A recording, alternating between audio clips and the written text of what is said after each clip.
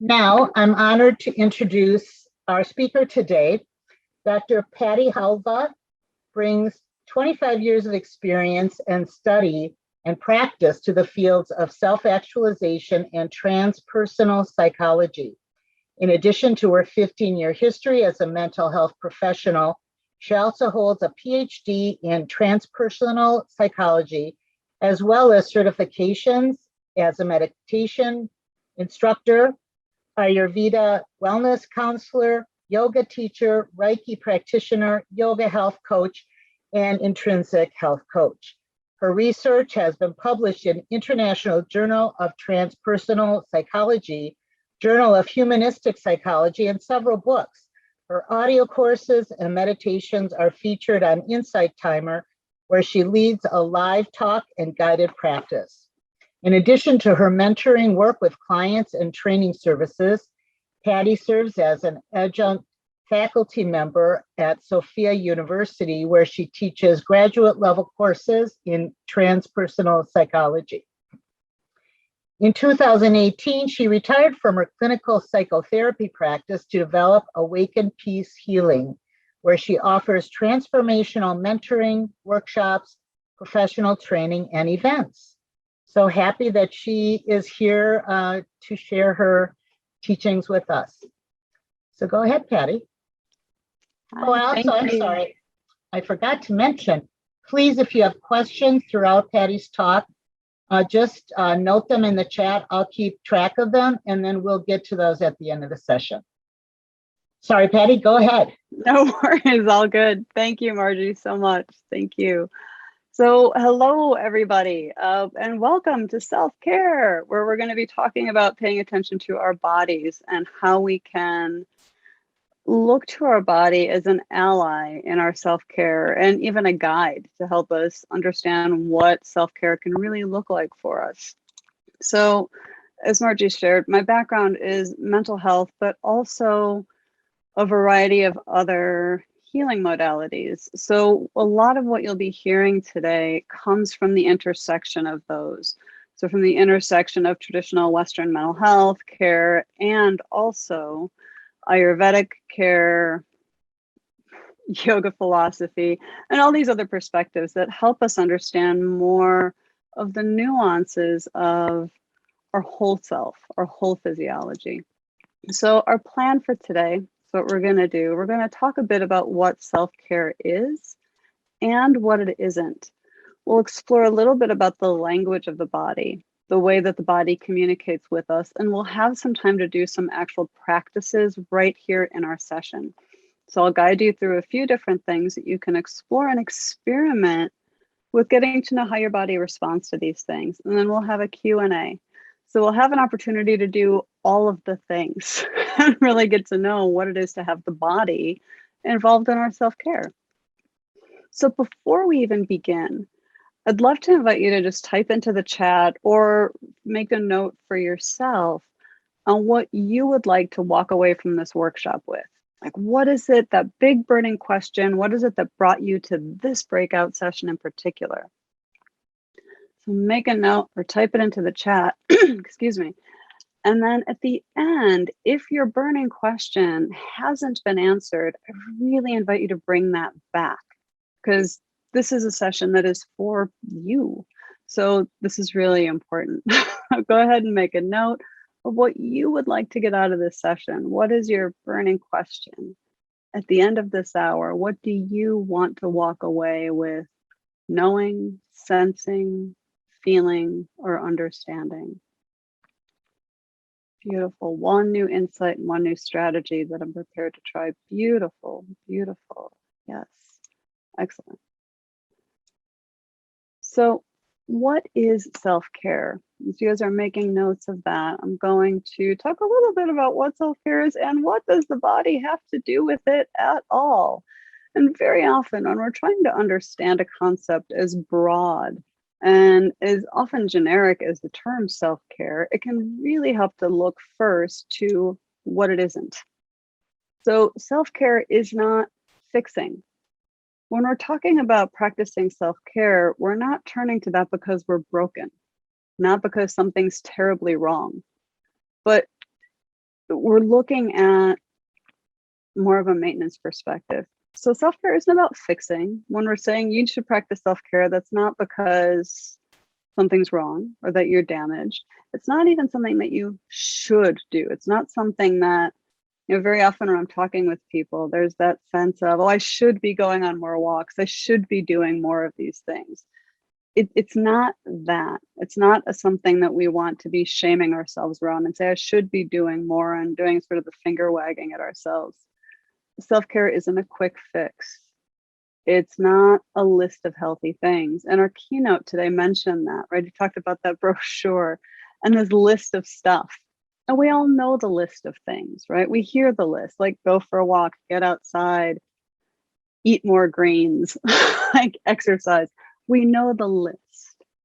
The problem with the list is that sometimes it's not the right list for you at that time. And so we want to take that off the table as self-care being about following a checklist. Self-care is also not an escape from our lives. It's not something that we do in an effort to get away from how we're feeling. Self-care is not an indulgence.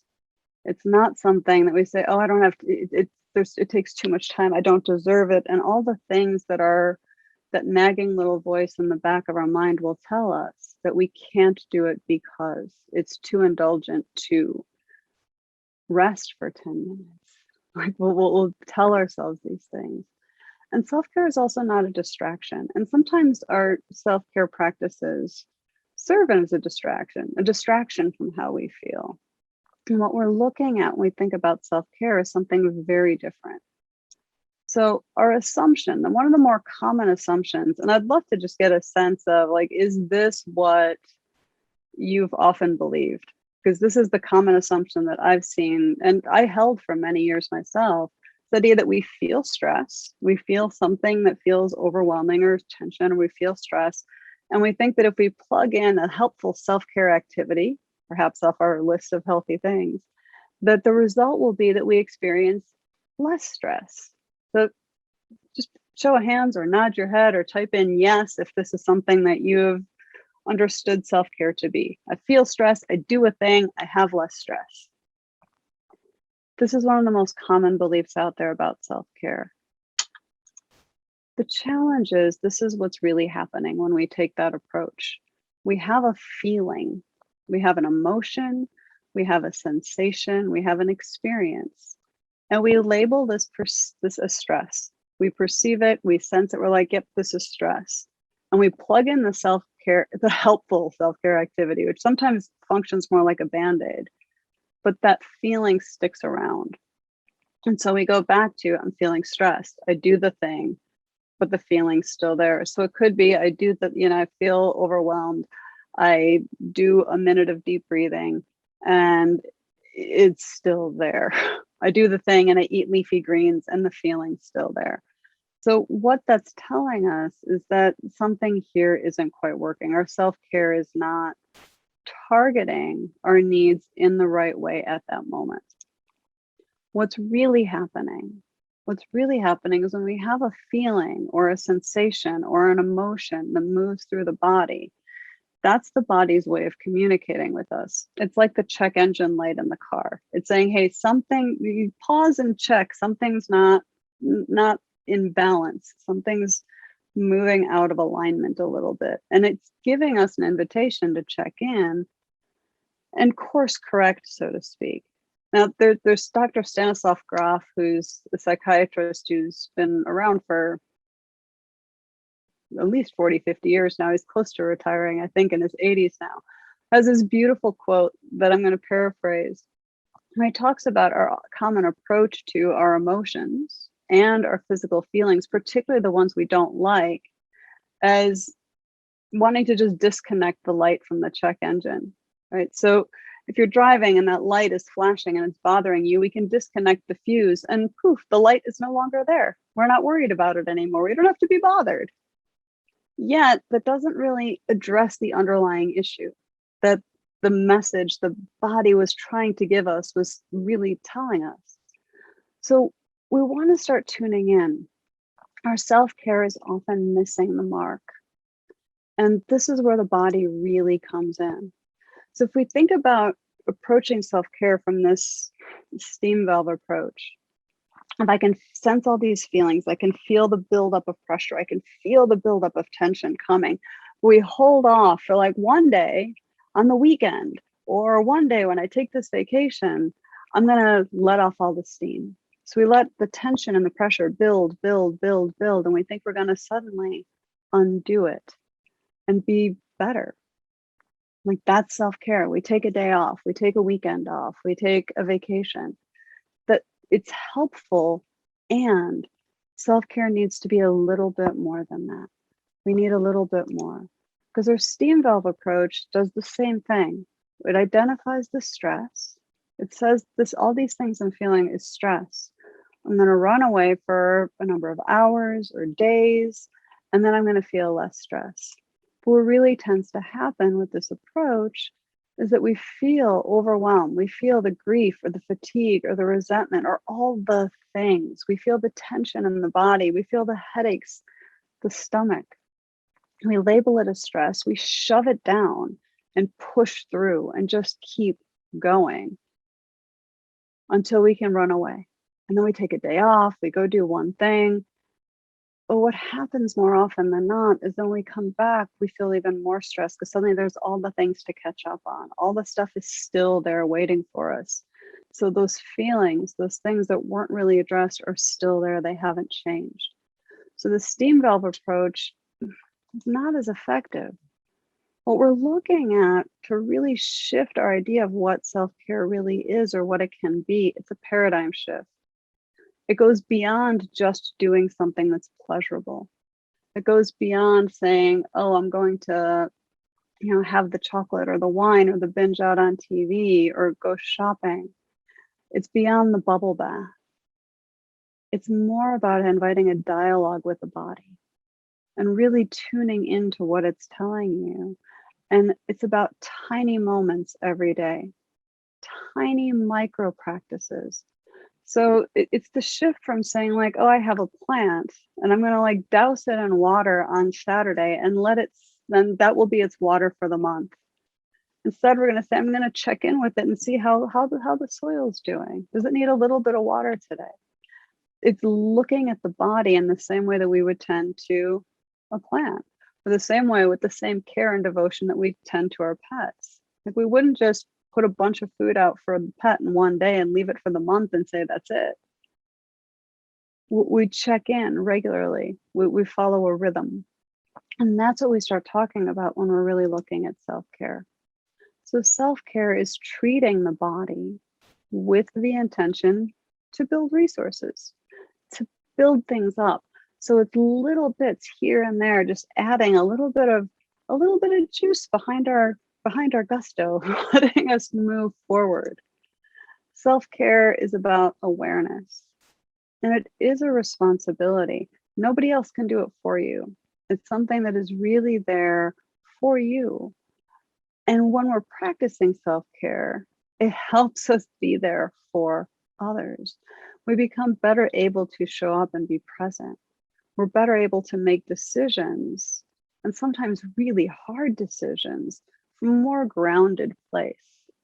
And self-care is ultimately a dialogue with the body.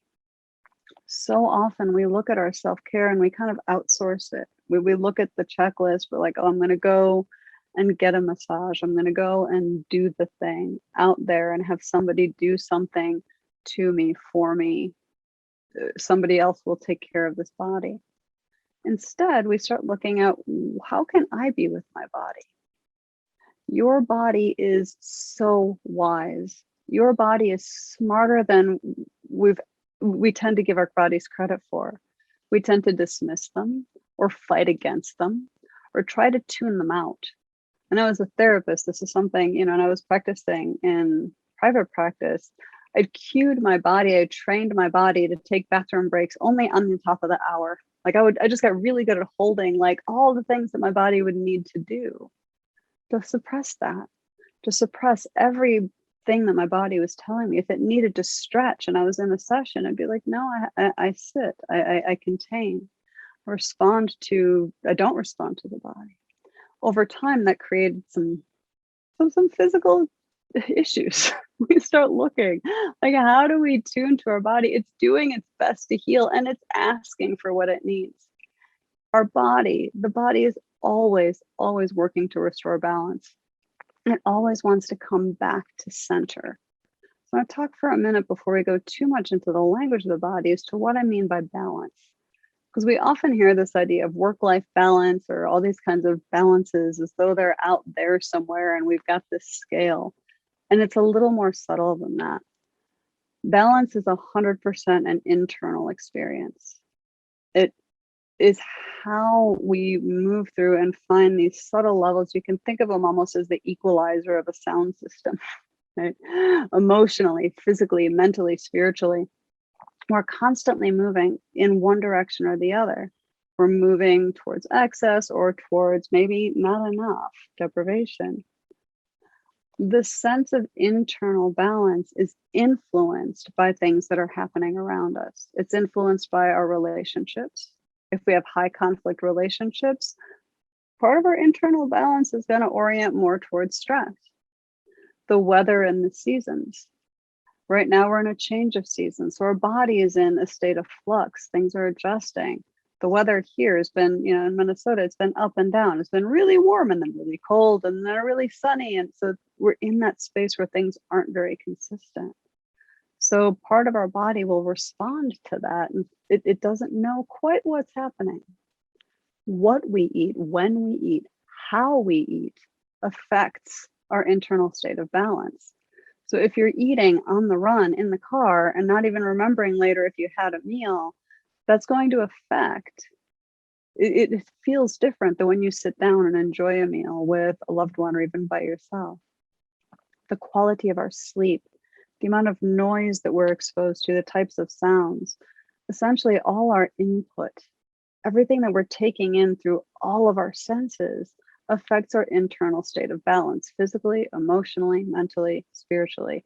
And even our relationship to our finances is a component of this. Input is everything. So consider the qualities. So think adjectives here. Like, what are the qualities of the stories that you hear every day? What are the qualities of the conversations you're having? What are the qualities in your environment? Is it warm? Is it cold? Is it chaotic? Is it soothing? Is it dark? Is it light? Think about your sense organs. What are the common smells that you're taking in? I think about my brother who worked in a paper mill for most of his life. A lot of the smells he took in throughout the day were toxic. Then he would go home and desperately crave being outside in nature and fresh air. Even being indoors would feel confining. So that's a sense of balance. Like, if you're taking in too much of one thing, where can you find something else that's going to offer balance? What are the sounds that you're taking in? Are they all loud? Are they all aggressive, abrasive? Or are they more subtle? What are the sights that you're taking in? For a number of years, I worked at a prison and I was offered therapy in a prison setting. And many of the sights that I took in every day was razor wire, state issued denim, gray concrete floors. So the sights, there was a quality to that was cold, that was harsh. So again, that has an effect on how you start to feel physically, emotionally, mentally. The input that we're taking in affects how we see and engage in the world and how we feel in our physical body. The sensations, the tastes, all of our senses give us information and affects our state of balance. Too much of any one quality will lead to burnout. It strains our central nervous system. Our nervous system craves familiarity and predictability, but it also requires an ability to come back to center. The natural order of things is to go in pulsation, right? That there's contraction and there's expansion. We contract and we expand. We pulse. Our breath, it moves in and out. It moves. Our heart, it beats by contracting and expanding. And so often in our life, we spend so much of our time in one state. We contract. we're constantly moving in one space, taking in so much of the same thing that we get stuck. And it limits our ability to flow. We move off balance. So what happens when we're off balance? What does it look like? When we're off balance, we have digestion issues. It's one of the first places we'll start to notice it. Our stomach will be upset, our appetite will change. We'll either have extreme cravings or have no appetite at all, or have digestive health issues, IBS, loose stools, constipation, all the stuff that the body, it starts to either hold on or push things out really fast. Our sleep changes. We can have a hard time falling asleep or staying asleep, or sometimes just not being able to feel rested when we wake up, no matter how much we sleep. All of these are indications and ways that the body is communicating, like, hey, something's a little off, something's off balance. Our energy changes, our moods change, our cravings shift. We go from craving one type of taste to another. Our focus is off, our concentration is low, our body aches, or weakened immunity. All of these things are indications and signs that there's something out of balance, something that we're taking in is too much of something. So there's this ancient wisdom. When I say ancient wisdom, I'm talking about traditions, every tradition really, that predates modern technology, traditional Chinese medicine, Ayurveda, all these other organic traditions that talk about a relationship with the body, that the symptoms are messengers.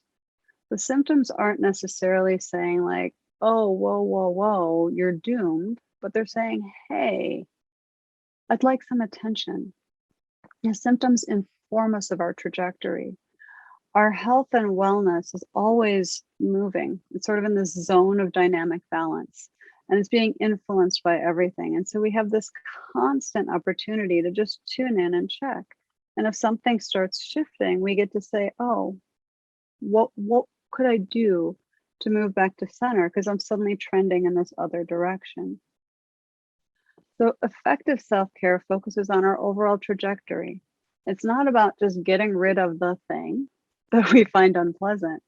It comes from shifting, like, how are we feeling now and how are we going to feel over time? And when we're talking about self-care, we're looking at just 1% shifts. So often when we're talking about self-care, there's this idea that I have to change my entire lifestyle. I have to change everything or do all these new things. And then it becomes hard to sustain. It gets really overwhelming really, really fast. So what we're talking about are tiny 1% shifts, things that are sustainable, things that are doable, things that don't necessarily take a lot of time, things that don't even need to cost money, but just ways to tune in and to shift our trajectory throughout even the day. Just saying, oh, my day is going like this. What's one tiny shift that I can make that can shift that direction ever so slightly? We do that by pausing. We pause and we notice the quality of how we're feeling, and then we respond with something balancing. So I'm going to invite you to pause for a second. Let's do this together. So I'm going to invite you to just close your eyes for just a second.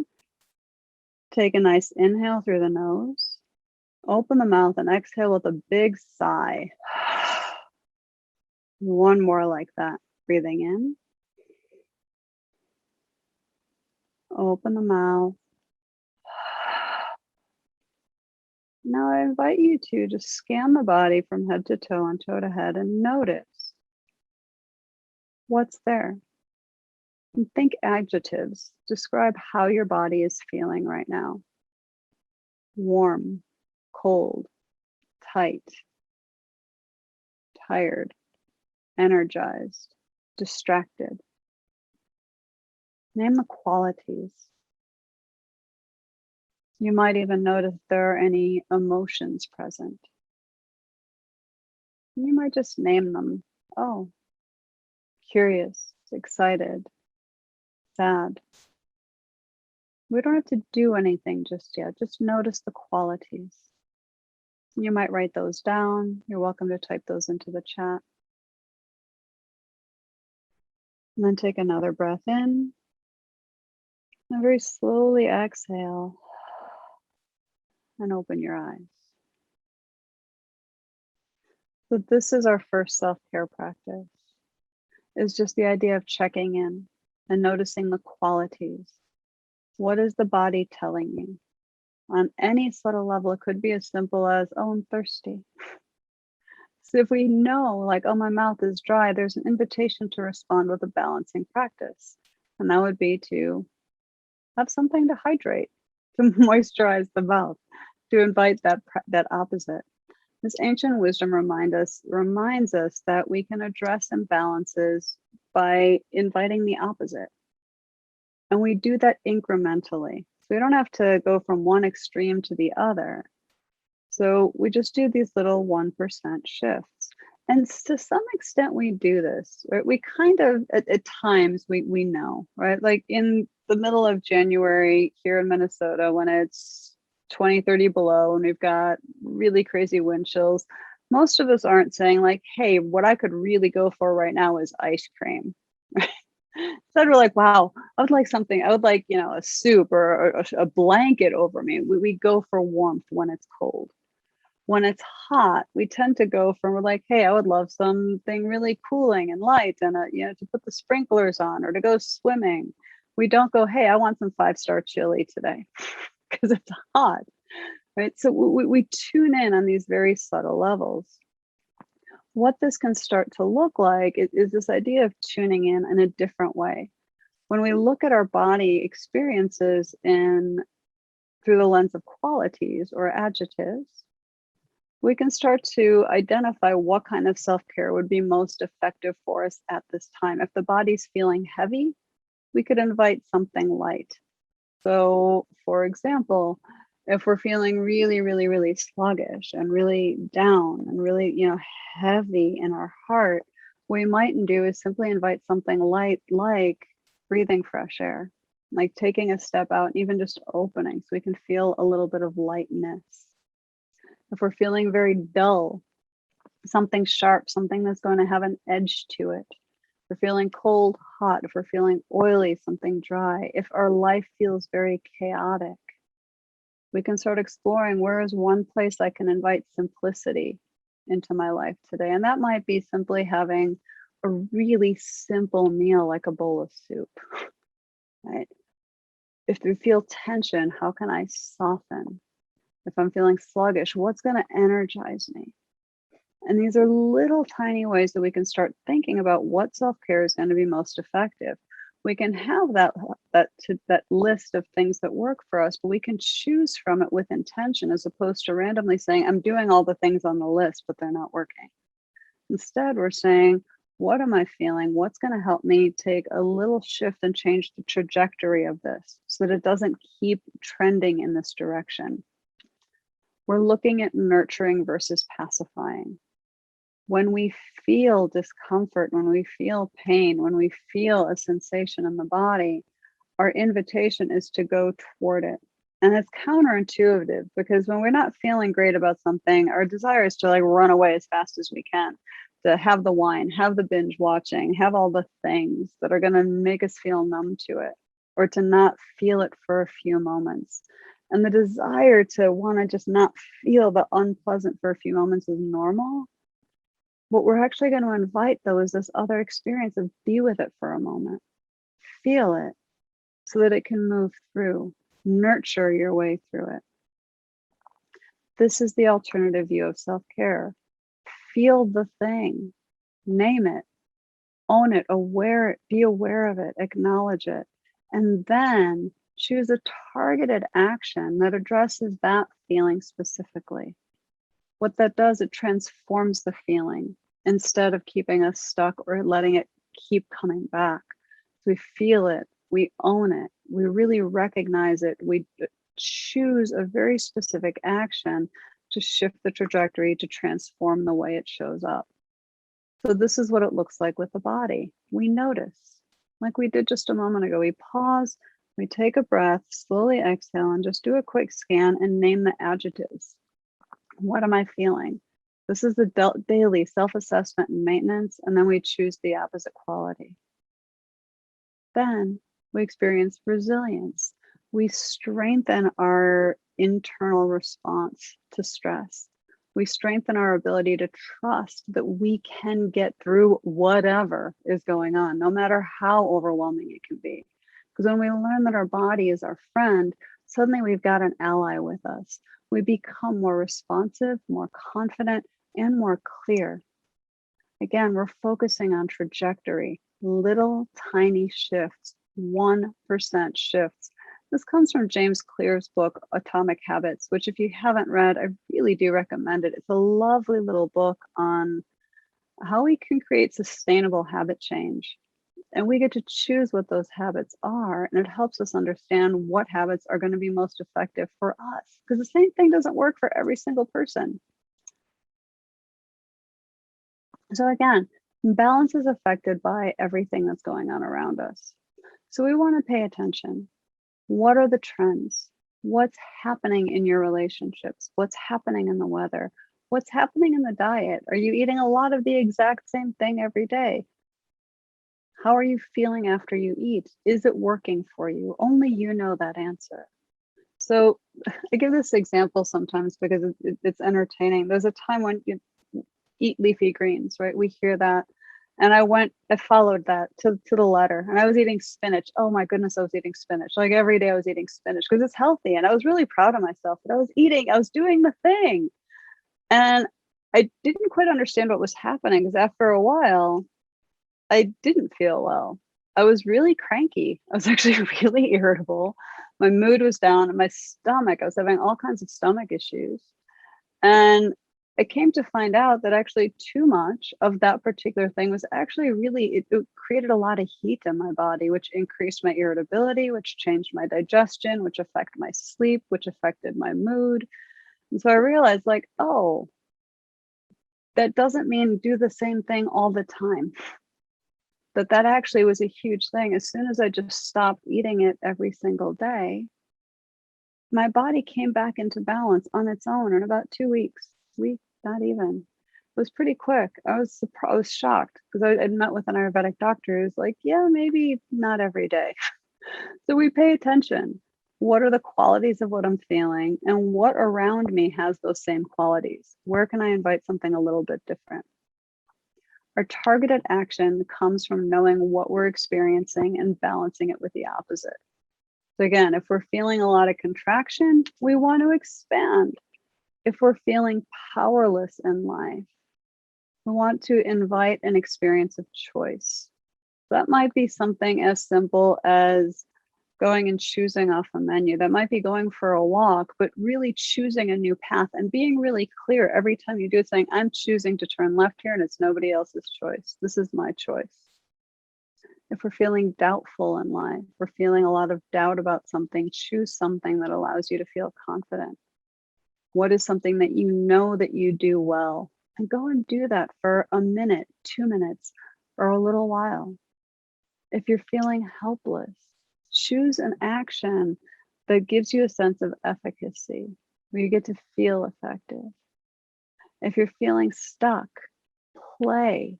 Play is one of the most effective things that we can do. Laughing, playing, it opens our heart. There's a study done by Barbara Fredrickson where she found out that some of the most effective things that help us expand our capacity for creativity and to access resources is play. When we play, we let down our tension a little bit. We open up to new ideas. We breathe more deeply. We get more oxygen in our bloodstream and our brain. If we're feeling sluggish, we want to move and get our circulation moving. If we're feeling isolated, you can reach out to connect with someone, send a text, send an email, make a phone call, smile and make eye contact. If we're feeling pain, we want to invite compassion. And we're going to do a guided practice that really looks specifically at compassion in a little bit. So the mind's going to argue, but the body will respond. So when we start thinking about, oh, I could right now pause and do this, the mind's going to tell you, I don't have time. The mind's going to say, this is ridiculous. The mind will say, there's no way. When we pause, and do these things, our body's going to respond and let us know when we're on the right track. We'll know because we start to feel differently, not from a sense of being distracted or numbed from our pain, but it's going to start feeling differently. We'll start to feel more grounded, more clear.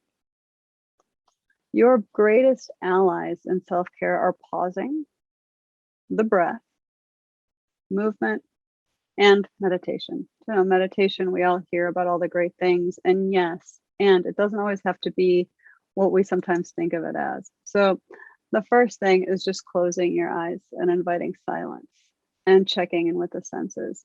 So we're going to do this again for a second and just see, and actually just sit for a few moments in silence, and see what that feels like. I'm going to invite you to roll the shoulders for a second. Just get some tension out of there because we've been sitting for a little while. And then find stillness. Close the eyes.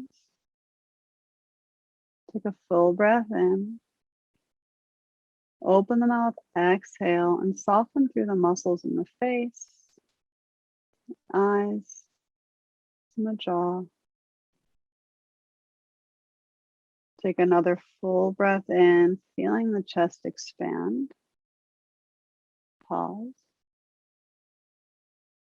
Open the mouth, exhale, softening through the shoulders, the chest, and the hips.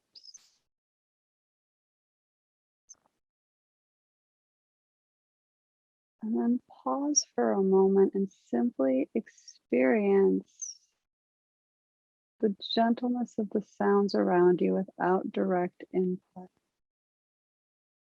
Taking in silence.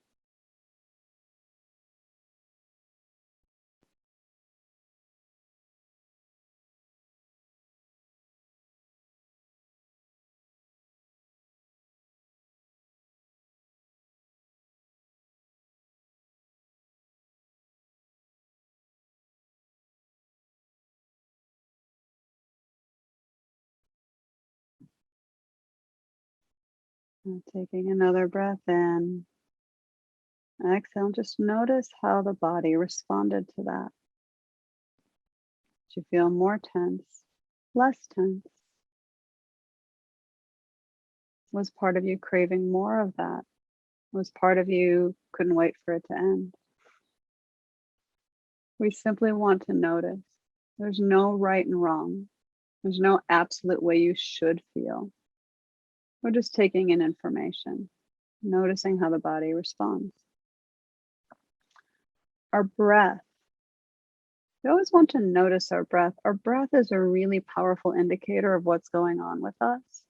I think in my 17 years of offering therapy, the one word that I said more than any other was exhale.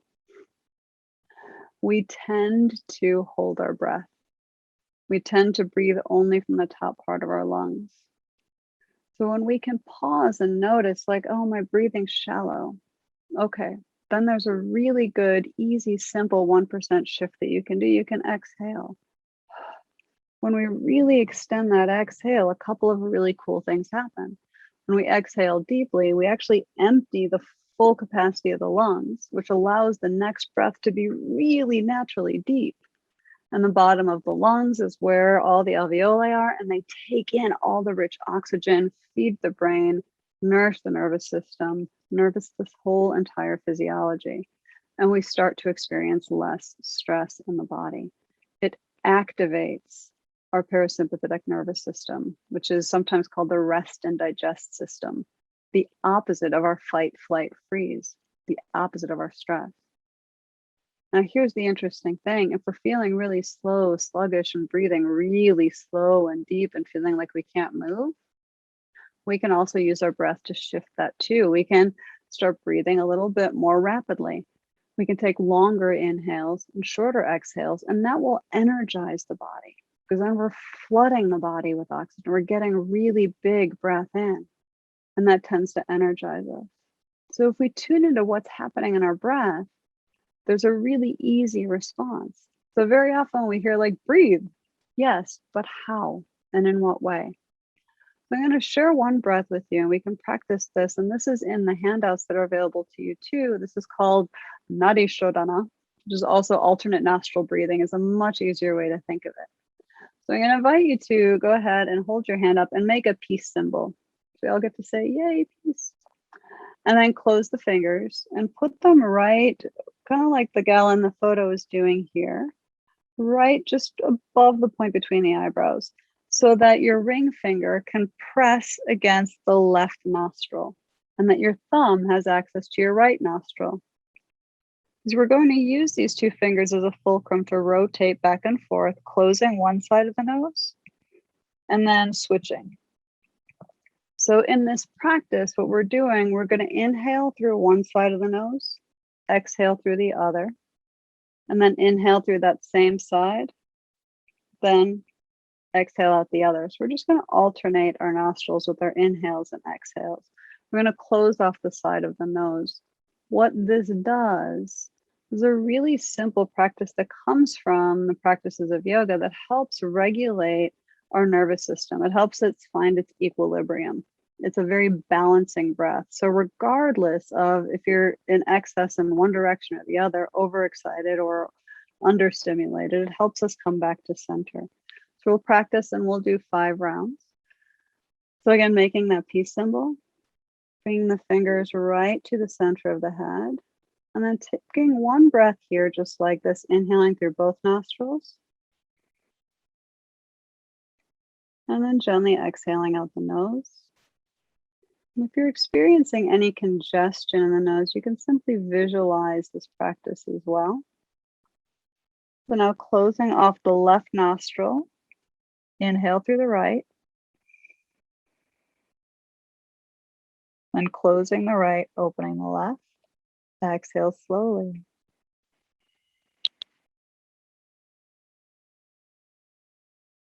Inhale left,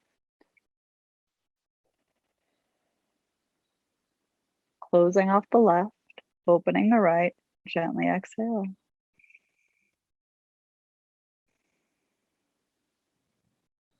Inhale right.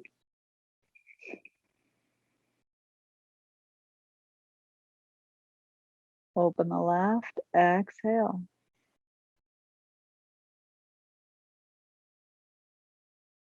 Inhale left.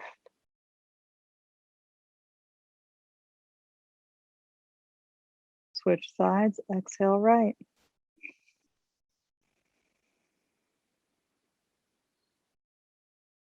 Inhale right.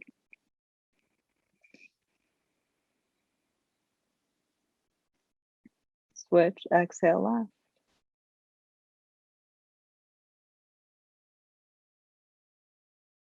Inhale left.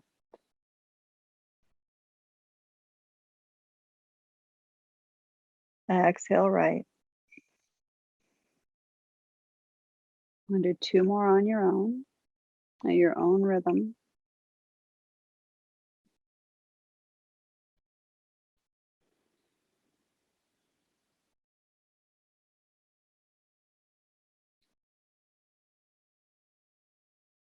And after you've exhaled out the right for the last time, dropping the hands, keeping the eyes closed, and just breathing in through the nose, both nostrils.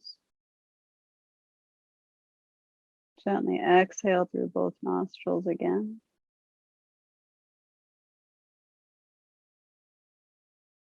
Do one more breath like that, just breathing in through the nose and out from the nose. And then gently opening your eyes.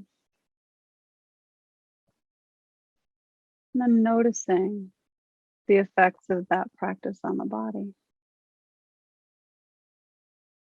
What do you notice in how your body feels? What do you notice in the quality of your thoughts? How has the flow of your breath changed?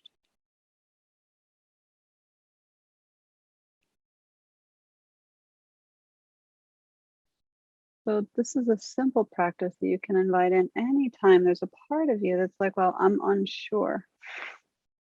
I'm feeling something, but I'm unsure. So working with our breath is a really positive way to help us shift gears and come back to that center balance. So movement is another practice. And again, this can look like a lot of things. We always hear to go exercise, but we forget that that doesn't mean that you have to go to the gym for an hour.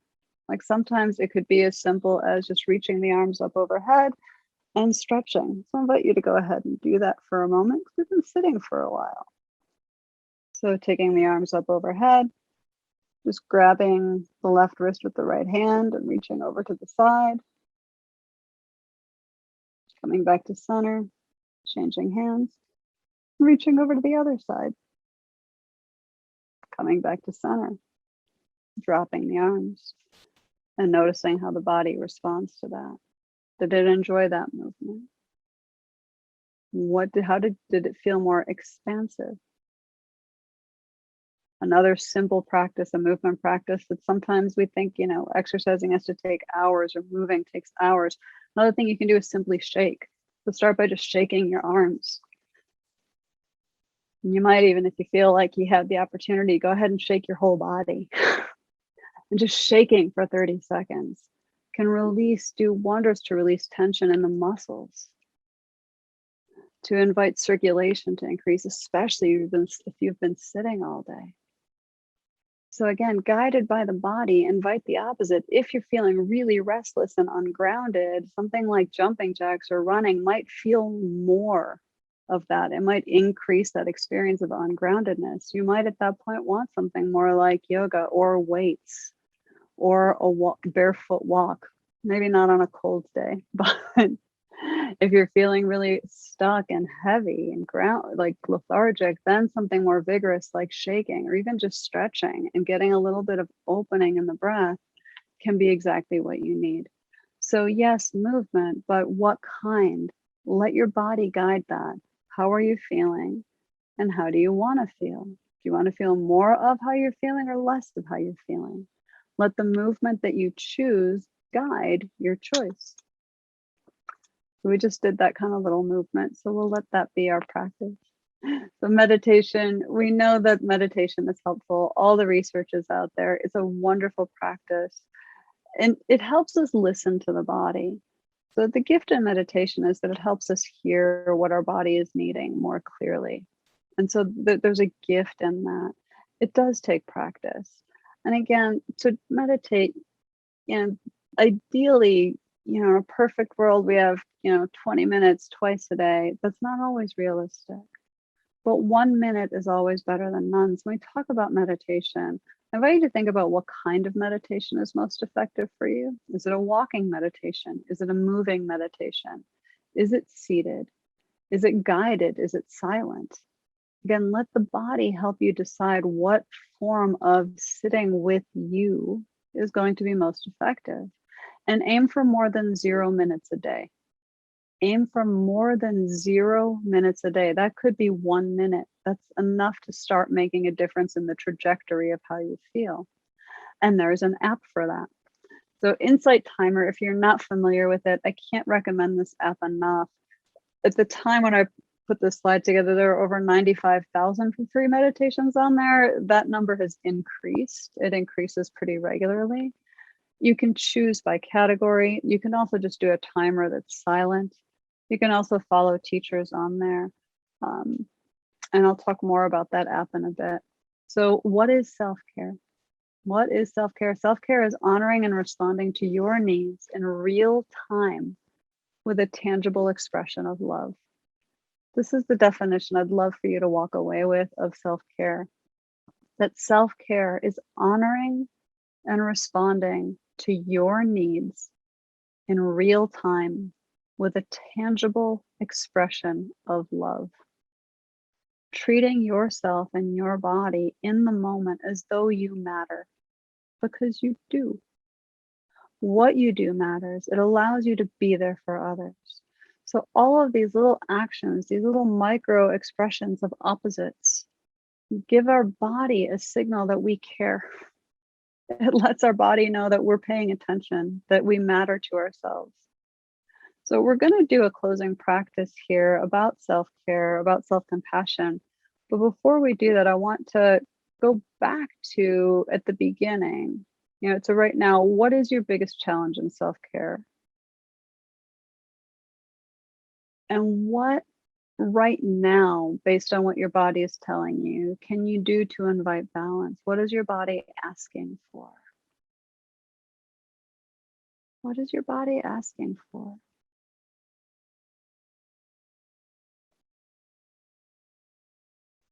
The key things that we talked about today.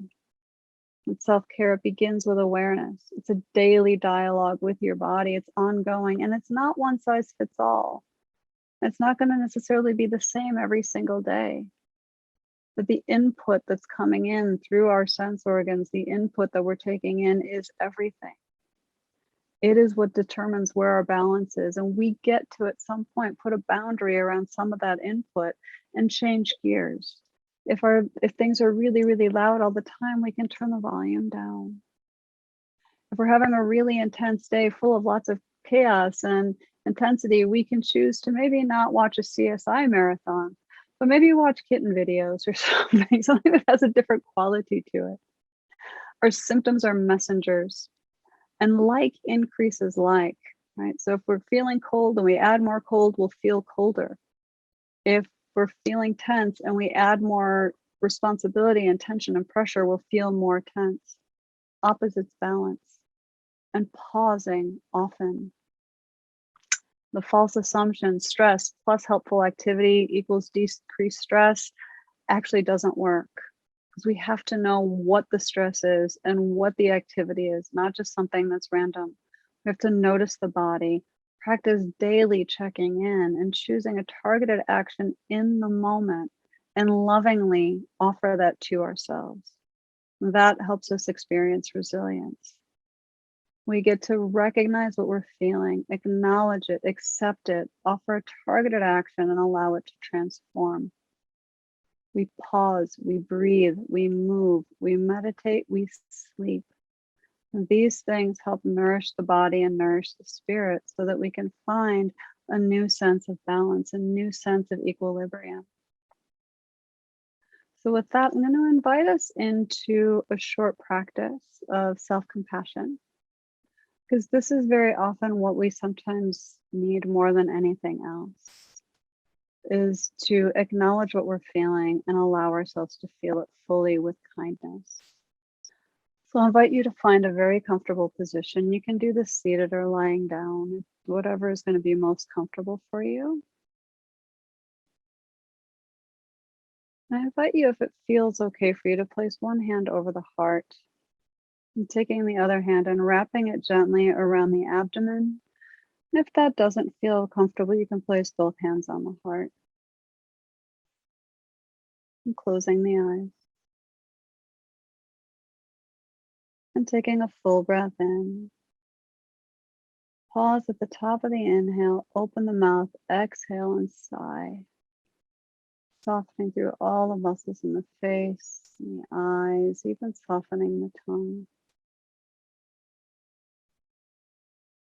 Taking another full breath in. Pause. Open the mouth, sigh. Softening through the whole upper body, arms, fingertips,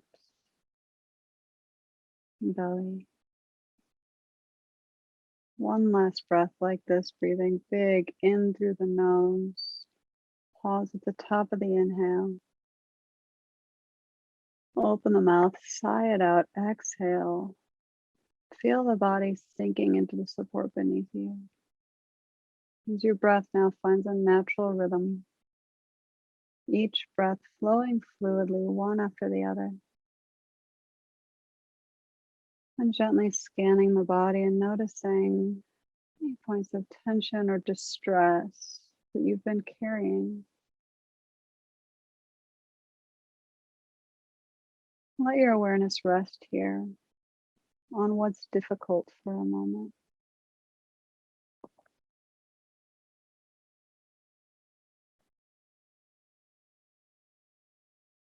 And then gently directing these phrases, you might repeat them quietly in your mind to yourself.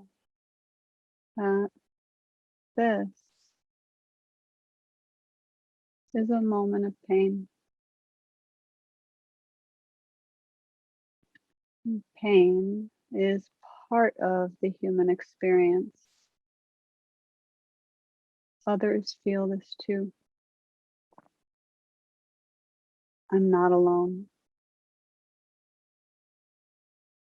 May I be kind to myself in this moment. This is a moment of pain. Pain is part of the human experience. Others feel this too. I'm not alone. May I be kind to myself in this moment.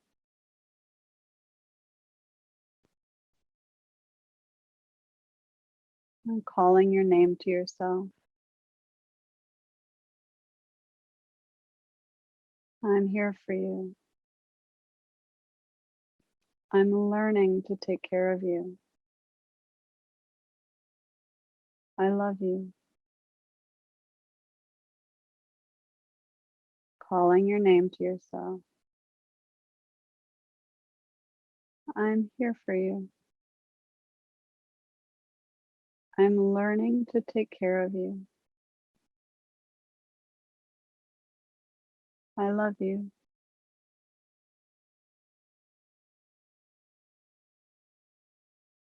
Calling your name to yourself. I'm here for you. I'm learning to take care of you. I love you.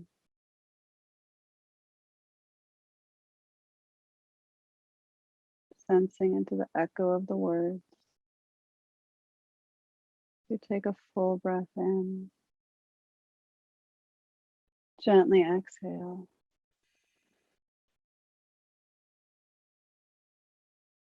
One more breath like that. Breathing in. Gently release. And gently tucking the chin to the chest. And inviting a soft grin to form on the lips. One that offers reassurance and that welcomes you back here into this moment as you gently open your eyes and come back to center.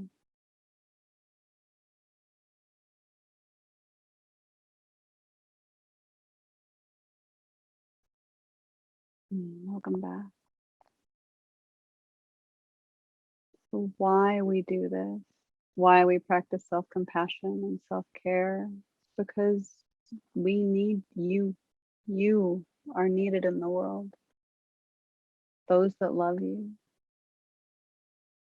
benefit when you're doing well. You are the greatest gift that you can give. And when you're practicing self-care, you have more of you to give. And so if there are questions, I would be happy to take some of those. We're just about out of time, I think. Thoughts, questions, reflections. I invite everybody to type questions into the chat if you're comfortable, or unmute yourself and ask Patty yourself. Everybody is so relaxed, Patty, that they don't even want to do that. I know I am. I see a comment here from earlier. It says, does that mean that that doing the laundry can help? Yes, absolutely. Yes, actually doing the laundry can be incredibly soothing, and that can count. There's something really kind of fun about laundry when we actually are present with it, where we can take in the scent of the fabric, we can take in the warmth of the clothes as they come out of the dryer and actually like be present with it and like, oh, that can be a really meditative practice that can actually become quite soothing. So yeah, that can be perfect self-care, right? If it's something we can take control over, if we're feeling really out of control, we can go down and fold towels. Like that's actually can be really, if we're there fully with it, it can for that moment give us that little shift of like, no, there are some things that are okay. Like it's all about little shifts and it's all about responding to what our body is telling us. And there's no one way that that looks. Yeah. Any other thoughts or Oh, questions? yes, I do see a hand up. I'm sorry, just Yeah. caught it. Yeah. I have a quick question on self-care. So Yeah. if you want to unmute yourself and go ahead and ask Patty live, that'd be wonderful. In terms of building work-life balance, any tips for managing a busy life when we enjoy our work? I think that there's something about this that yes, the idea of work-life balance is a little bit of a myth because that indicates that our work is separate from our life. Our work is our life. It's part of our life. It's part of what we do. It's part of what you do. So it becomes in the moment tuning in to the body and letting it guide you. It might mean pausing for a moment during the workday and saying, do I need movement right now? Do I need to eat? Listening to what your body needs in those moments. And they might be microseconds. It might be pausing between meetings or setting a timer and just saying, hey, do I need to move more? Have I been sitting at my desk for too long? It depends on what your work is, but what is the intensity of the experience? And is there a natural opposite that you can invite in? I know as someone who now teaches predominantly online and sees clients online, and I love the work deeply, and it's a very significant part of my life, but a big part of self-care for me is tuning into when my body needs to get off my chair. Mm-hmm. And when I need to like really tuning in, like, wow, and it shows up for me very often in my left hip. So like, oh, is my left hip getting tight? Okay, then I need to adjust my position or stand or do something different. So it's learning to listen to the body and doing these in micro moments. So it's not, self-care isn't a thing we do separate. It's not a separate practice. It's something that we weave into our everything that we're doing. Everything becomes a practice of self-care where it's what quality am I bringing into this? What choices am I making that support how I want to respond to what my body needs at the moment? How does that answer your question?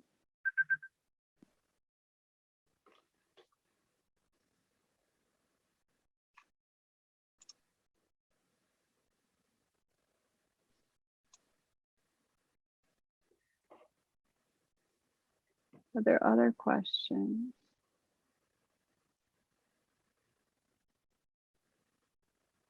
Well, how about the Shima's meditation? Yeah.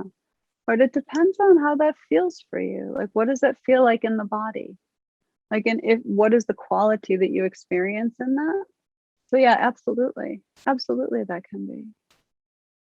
You know, it's funny, I'm not seeing these questions that you're answering, but I do see, I think Howard raised his hand. Yep, and I think that's the question I just answered. Okay. I'm getting a direct messages here in my chat. I'm not seeing all the chat. I'm only seeing direct messages, so which is okay. Me too. That's what I'm seeing as well. So Are there please any other continue thoughts? to raise your hand or type any questions if you'd like. Self-care it's such a broad topic. Oh, thank you, Lee. Thank you. Self-care is such a nuanced thing, and through media, I think we get a lot of wrong message or harmful messages about it. And even as the keynote shared today, like we get these brochures that we can start to feel shamed if we're not doing it or doing the things, or that self-care is about these glorious vacations on the beaches, or it's about wine and chocolate. And not that any of those things are bad. Those could absolutely be self-care, but pay attention to how your body feels when you have them. Does it feel better? Does it feel balancing, or does it feel like it's throwing you more off balance in the end? Like, does the wine help you, or does it leave you feeling more dehydrated and less awake following morning. So is it really self-care? Maybe, but maybe not. Listen to your body. It's going to tell you. Your body's always going to tell you. The best way to know if your self-care is effective is by how you feel the following morning. Like if you're feeling better the next day, not necessarily just in the moment. Disney World House, right? That there's things that bring us smiles. So we want to invite those in. What is going to open your heart? But if you start to notice a 1% shift towards balance, that is an indication that your self-care is on the mark. If the same feeling keeps coming up over and over and over again, then there's a sign that your self-care practices are not exactly hitting the mark, that they're cutting the light to the check engine, they're cutting the wire to the check engine light. They're doing something, but they're maybe not really hitting the part that is out of balance, that is taxed, that is strained. Patty, I'm going to interrupt just to call it. I just noticed we're over time. Oh, well, let's stop. Yeah, that's okay. But people have hung on, so that this has just been wonderful. A lot of such important messages that really resonated. So, and I know that you can certainly go to the resource section. You can look for additional resources that Patty might have offered. And then, Patty, I don't know if you want to be open to additional help questions or not, but you can close the session if you'd like. Yeah, of course. And feel free to, and in the resource section of the conference, you can find my email and on the copy of the slides too. If you have any questions or anything comes up, feel free to send me an email at any time. Just say, hey, I was at this event and I heard you talk, because then I'll know where you what you've heard or how you found me. But feel free to send an email at any time. I'm happy to answer questions, whether it's today or 3 weeks from now or a month from now. It doesn't matter. Feel free to send me emails at any time. And on the Insight Timer app, you can find lots of guided meditations, including my own. So I have you can look for Patty Hlava, PhD, on Insight Timer and find audio courses, guided meditations, and I teach live there every Tuesday morning, and that's free. So the meditations and the live sessions on Tuesday mornings are free. Feel free to join in. I talk about emotional themes every week. And so this is the general focus. So feel free to check that out on Insight Timer. It's a free app on Apple and Android. Beautiful. Thank you, everyone. So much, enjoy Patty. the rest of the conference. Thank you, Margie, for being here and facilitating. You bet. Thank you all for joining. Thank Enjoy you. the rest of the conference. Bye. Take care.